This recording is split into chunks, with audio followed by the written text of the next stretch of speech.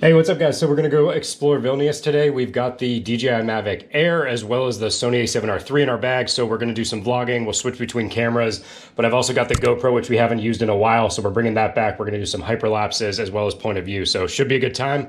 I'll see you guys out there.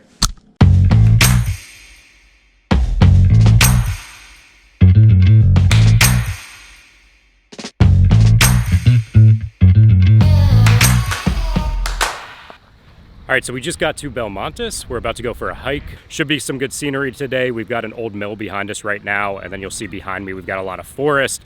Beautiful sun out, so I think we'll get some good shots today. We'll try to do some overheads. I'm also really interested to see if I have the same signal problems we had yesterday. So last night we went up to 3 crosses. Let's take a look at that footage now.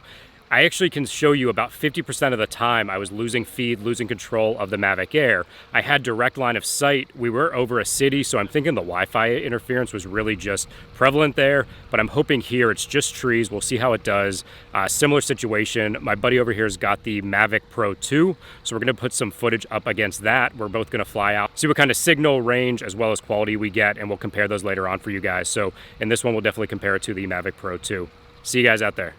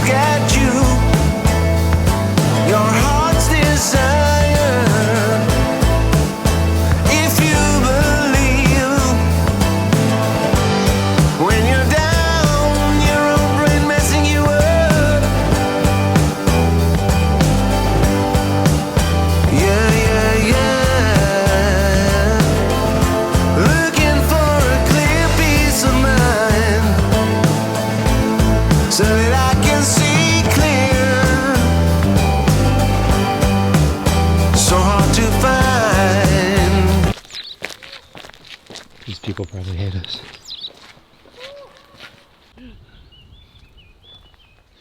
Trying to do it while filming with a backpack?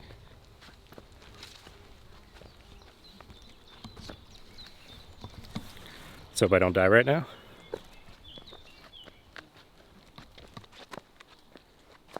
We made it.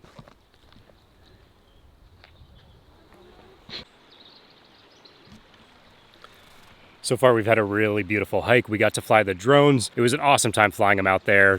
No one really bugged us. We got some good scenery. I will say the Mavic Pro 2 is just a completely different animal.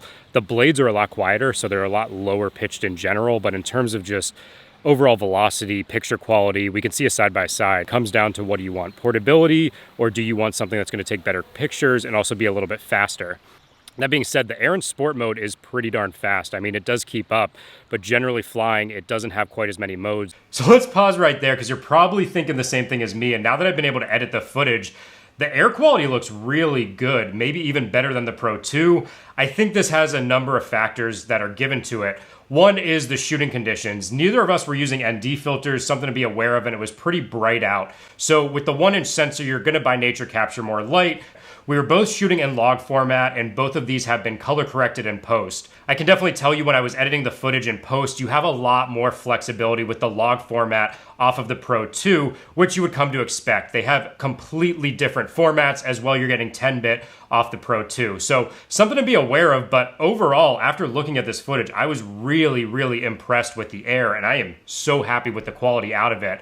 So with that being said, let's finish out some more examples here. We're not done with the hike yet. We have more footage coming. You guys can see more examples. Let's dive back in. It doesn't have tripod mode where you can get that really smooth panning. What I did here with this barn was tried to get kind of a simulated panning here, and you can see it does a pretty good job. It's just not gonna be quite on the same level as the Pro 2. Again, you can expect this. It's about a $600 difference between the two, but let's go get some more footage and we'll take some more comparisons.